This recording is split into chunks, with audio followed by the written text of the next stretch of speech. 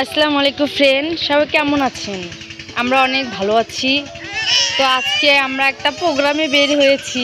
প্রোগ্রামটা হলো আমরা কাঁঠালের মোচা, পেঁপে এগুলো আমরা তেঁতুল দিয়ে ভর্তা করব, তাই আপনাদের সাথে শেয়ার করলাম।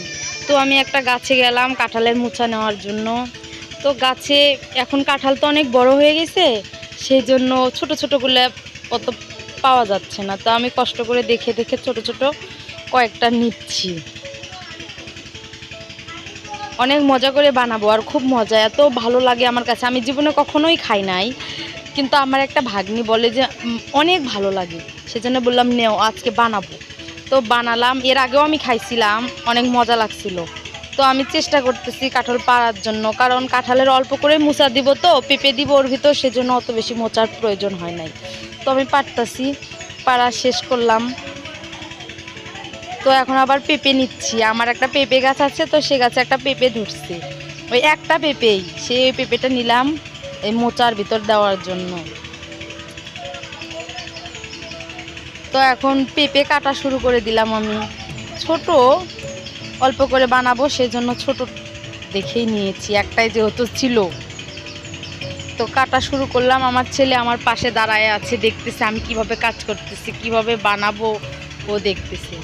ও আমার সাথে অল টাইম থাকবে, কোথাও যাবে না। তো এখানে আমার ছেলে খেলা করতেছে, আমি এদিকে কাজ করতেছি, আর আমার ভাগ্নি ভিডিও করতেছি। তো আমার ছেলে নাচতেছে। তো একটাই দিয়ানা, এদের একটা ব্লগ আছে, তো ছোট বাচ্চাদের, ওটা দেখে, ওর ভিতরে একটা গান আছে, ওটা ওই অল টাইম দিবে আর নাচবে একাই। তো ওটার কথা মনে পড়ে গেছে, নাচতেছে। তো আমাকে বলতেছে মাম্মি তুমিও নাচো। তো আমিও কাটতেছি আর নাচতেছিলাম। তো আমার ছেলে আমাকে একটু আদর করবে, আমি বললাম বাবা একটু আমাকে আদর করে দাও। তো আদর করতে করতে দেখেন আমাকে ফেলেই দিবে এখন। এখন ফেলেই দিছে, অল্প থেকে আমি পড়ে গেলাম না। তো আমার বাবার জন্য আপনারা সবাই দোয়া করবেন। আমার বাবা যেন সুস্থ থাকে, ভালো থাকে, মানুষের মতো মানুষ হতে পারে। তো আমি এখন সব কিছু রেডি করে, ওগুলো ভিডিও করা হয় নাই। ওর ভিতর তেঁতুল দিয়েছি, কাঁচামরিচ দিয়েছি, চিনি দিয়েছি, কেমন লাগে বাবু? তারপরে পেঁপে, কাঁঠালের মোচা ছেঁচে দিয়েছি।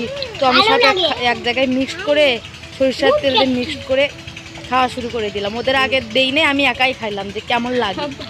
তো অনেক ভালো লাগলো, আমার ভাগ্নিকেও দিলাম নে খা।